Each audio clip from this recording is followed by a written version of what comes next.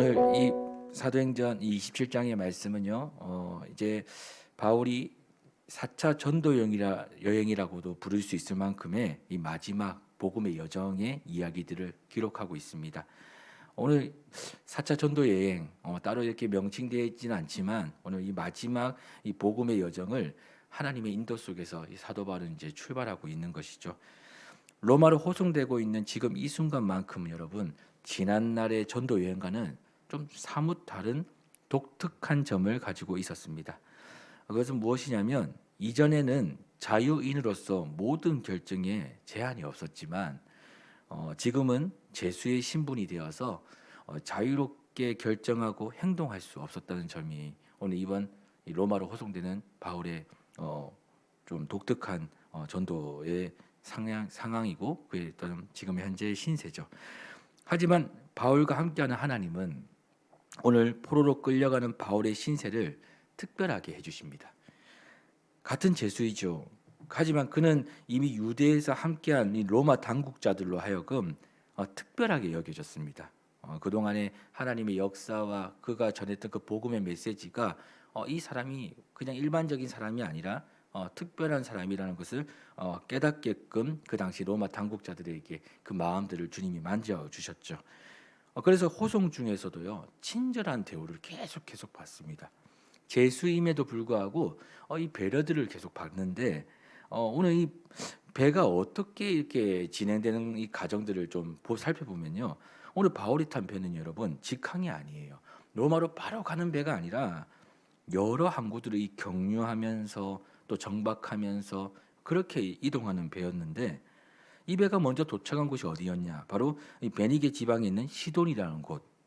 그곳에서 정박하여 며칠을 머뭅니다. 이 배도 좀 잠시 정비를 해야 될 필요가 있고 이 당시 무슨 기름을 넣고 했겠습니까? 사람들이 좀 휴식을 취하고 배를 이렇게 배를 이렇게 운전하고 운항하는 사람들에게 조금의 어떤 많은 배려들을 하기 위해 이곳에 정박했는데 이때 같이 함께 탄 이 백부장 율리오는 바울에게 동일하게 특별한 배려를 하게 됩니다. 그것은 무엇이냐? 바로 시돈의 배가 정박하고 있는 시간 동안 그것에 거처하고 있는 그리스도인들에게 그리스도인들로부터 바울을 돌볼 수 있도록 그리고 그들로부터 돌봄을 받을 수 있도록 바울에게 이 배려를 허락한 것입니다. 여러분 사실 있을 수 없는 일이죠. 바울의 신분이 뭡니까? 죄인입니다. 죄수죠. 그럼에도 불구하고 바울에게 그 자유를 줍니다. 바울의 로마로 호송되는 이 복음의 여정의 시작은 시작부터 형통하게만 느껴집니다. 시돈을 떠나 또 다시 이 배는 무라라는 곳에 도착하게 되는데요. 이 무라에서 잠시 정박한 이후 바울은 또 애굽에서 수많은 곡물을 싣고 로마로 떠나는 그 배를 다시 환승하게 됩니다. 그런데 이 바울의 여정은 여러분 이때부터 순조롭지가 못해요. 처음에 시작할 때 되게 형통하게 출발되는 것 같고 뭔가 잘 풀려가는 것 같은데 어느 순간 이 무라에서 애굽에서 오는 이 로마로 가는 이달리아로 가는 배를 환승하는 그 순간부터 이상하게 좀 순조롭지 못한 징조들이 나타납니다. 그것은 뭐냐면 그 대표적인 것이 바로 그 당시 계절풍이 이 겨울이 점점 오는 계절풍으로 바뀌게 되면서 맞바람이 이제 배를 밀어주는 바람이 아니라 반대되는 바람들이 계속 불기 시작했던 것이죠. 이 맞바람이 불면서 배가 나가야 되는데 맞바람으로 인해서 배가 속력이 나지가 않는 거예요. 그래서 오늘 본문 7절에 보시면 더 이상 이렇게 표현합니다. 풍세가 허락하지 않았다라고 말해요. 얼마나 바람이 강력하게 이 배가 속력을 내는 것을 막았으면 풍세가 허락하지 않았다라고 이 본문에서는 설명하고 있는 것이죠. 그리고 바울이 탄 배는 아무것도 못한 채 그저 바람막이를 의지해서 간신히 미양이라는 곳에 도착했다고 합니다. 엎친 데 덮친 격으로 거기에서도 여러분 여전히 로마로 가는 길은 멀게만 느껴져요. 미양에 도착한 이후 여러분 바울과 일행들은요 금식하는 절기가 지나기까지 미양이라는 곳에 머물렀다고 합니다. 왜냐하면 여러분 배가 출항을 하기 위해서는 여러 가지 조건들이 좀 맞아야 돼요. 이 바닷길, 바다의 어떤 상태가 어떤지, 또 배의 상태가 어떤지, 또 뭐 여러 가지 어떤 이런 조건들이 있습니다. 날씨와 기후에 사실상 제일 큰 영향을 받는데요. 대략 이 금식하는 절기가 지났을 때까지 있었다라고 봤을 때 이때가 어느 정도의 시기였을까? 그때가 9월 말에서 한 10월 초로 생각할 수 있는데 바울이 실제 미항에서 머문 시간은 대략 한 달을 조금 넘긴 한 11월 초였을 것으로 추측해 보고 있습니다. 즉 바울이 미항에서 부득불 지체되면서 그곳에서 항해를 하기 힘든 겨울을 맞이하고 있었던 거예요. 겨울은요, 여러분, 여러분도 잘 알다시피 이 다른 계절보다 이 겨울 바다는요 무척이나 위험한 바다입니다. 파고가 너무나 셉니다. 조금만 뭐 시간이 지나면 이 풍랑주의보 뭐 이런 주의보들이 쉽게 뜰 수밖에 없는 아주 그런 이 계절풍이 좀 그런 바람들이 계속 따라오거든요. 이 파고의 높이와 맞바람의 영향이 다른 계절에 비해서 매우 높고 거센 그런 어떤 바람, 그런 기후들이 이 바울을 로마로 가는 것을 방해하고 있었던 겁니다.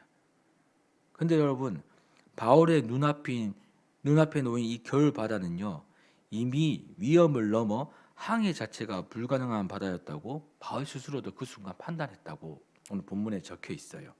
스스로가 판단했답니다. 바울은 이 상황을 함께한 사람들에게 알려요. 그리고 지금 배를 타고 로마로 가는 것은 위험하니 포기하자라고 말합니다. 그런데 이 배의 선장과 선주들은요, 지금 날씨로는 가능하다 말하며 바울과 반대되는 말을 주장합니다. 여러분 결국 이 백부장 율리오는요 누구의 말을 믿냐면 선장과 선주의 말을 믿게 됩니다.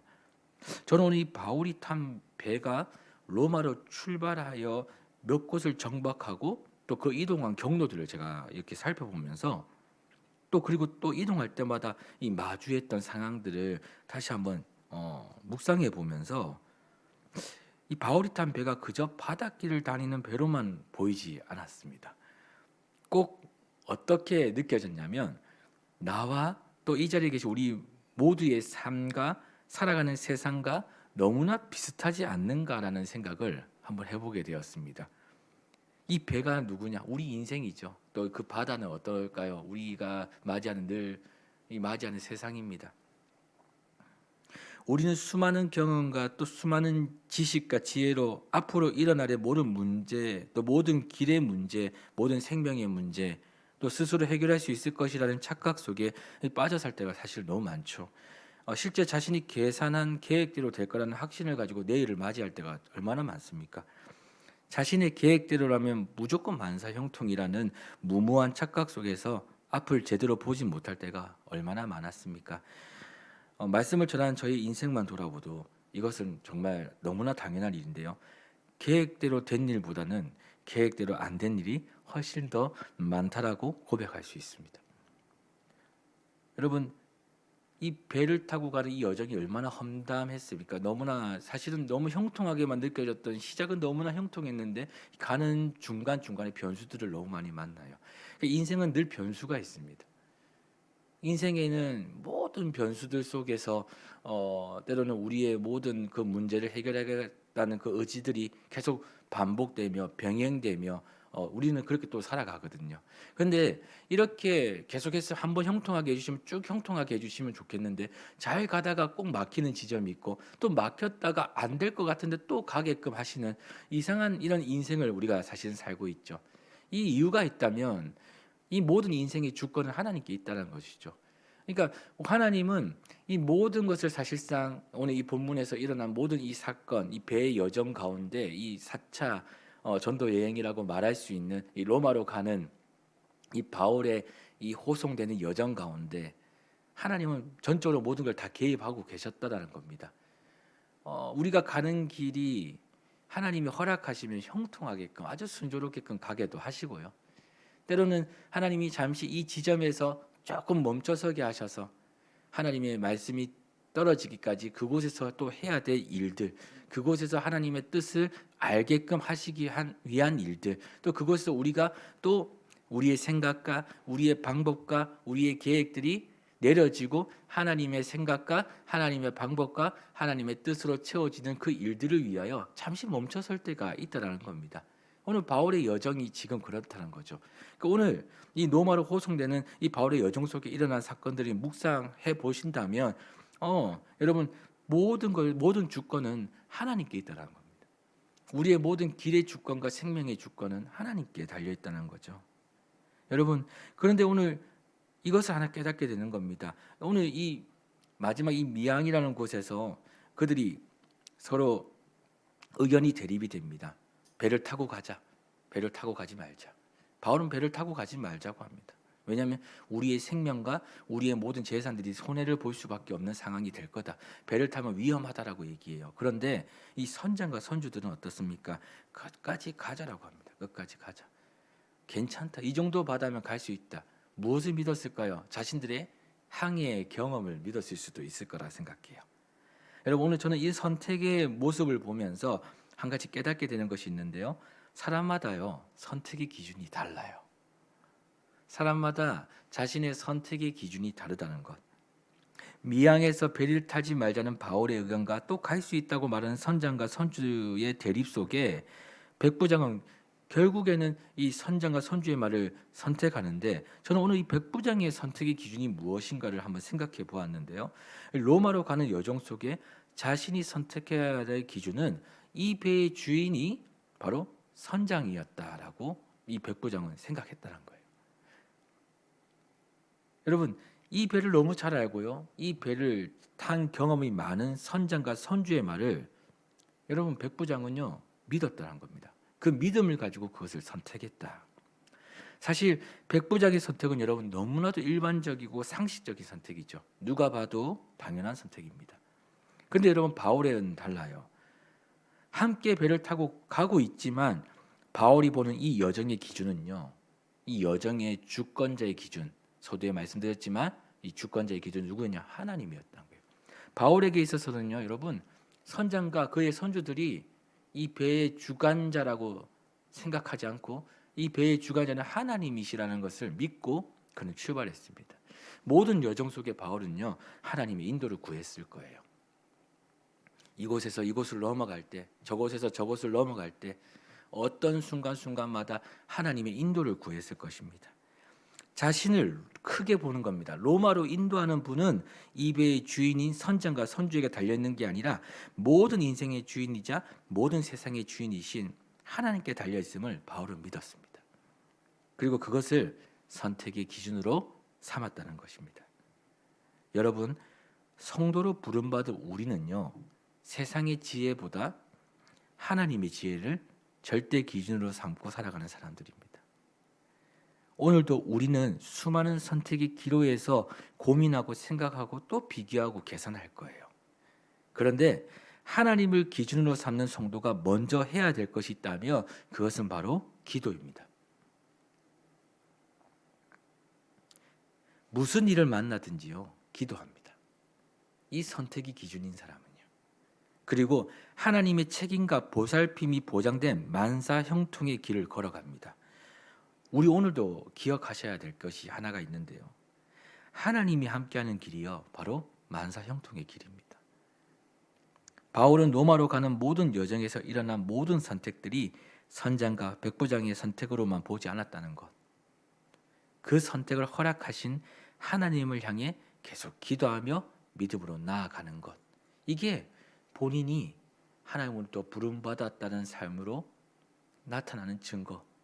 우리가 오늘 이 자리에서 기도한다는 이 모습, 하나님 앞에 나와 우리의 삶을 또 드리고 또 드리고 또 드리며 우리가 충분히 계산하며 우리가 충분히 선택할 수 있는 그 많은 일들 속에서도 하나님의 선택을, 하나님의 뜻을 구하는 이 모습이 사실은 성도로서 선택을 해야 될 기준이라는 거죠.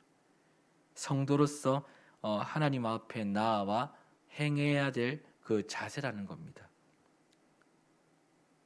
그래서 여러분, 우리가 오늘도 우리 마음에 이것을 가졌으면 좋겠는데요. 우리는 오늘도 하나님을 소망하셔야 됩니다. 하나님만이요 우리 인생을 풀고 메고 할 권세가 있음을 믿으셔야 됩니다. 그리고 오늘도 우리가 할 수 있는 진짜 최선은 무엇이냐? 기도입니다. 기도하고 하나님께 아뢰는 것이죠. 오늘도 헤쳐갈 수 있는 믿음을 달라고, 오늘도 일어설 수 있는 믿음을 달라고, 오늘도 하나님의 뜻을 잘 분별해서 어떤 변수들이 일어날 때마다 하나님의 뜻을 잘 선택할 수 있는 믿음을 달라고. 그래서 하나님께 나아와 기도하는 것입니다. 그래서 하나님께 나아와 소망하는 것입니다. 여러분, 이 새벽에 기도하는 사람에게는요, 하나님 특별히 하나님을 생각하게 해주시는 축복을 주십니다. 새벽에 기도할 수 있는 축복은 참 은혜가 큽니다. 이 새벽에 기도를 하는 때와 기도하지 않을 때의 차이가 무엇이냐면, 이 시작부터, 하루의 시작부터 하나님을 계속 생각하게 하는 것, 또 그러지 못하는 거의 차이라고 생각해요. 근데 우리가 하나님을 끊임없이 찾고 하나님을 끊임없이 의지한다는 것 자체가 사실은 성도로서 가장 큰 힘을 가지고 있는 것인데, 우리가 이것을 잊어버린다는 것은 참으로 우리 스스로가 약해지겠다라는 결심을 한 것과 마찬가지죠. 기도는 여러분, 이것을 믿으셔야 되는데, 말씀에서 말씀합니다. 역사하는 힘이 많습니다. 하나님이 하실 힘을 우리에게 허락하십니다. 오늘 이것을 믿으며 오늘 우리 있는 이 자리에서 믿음을 가지고 기도하셨으면 좋겠습니다. 여러분의 인생을 주님께 맡기셨으면 좋겠습니다. 오늘의 삶의 모든 여정에 일어날 이 변수들까지도 하나님의 주권에 있음을 믿으시며 하나님 신뢰하시고 그 인도를 구하셨으면 좋겠습니다. 오늘도 기도하며 함께 나가기를 소망합니다. 기도하겠습니다.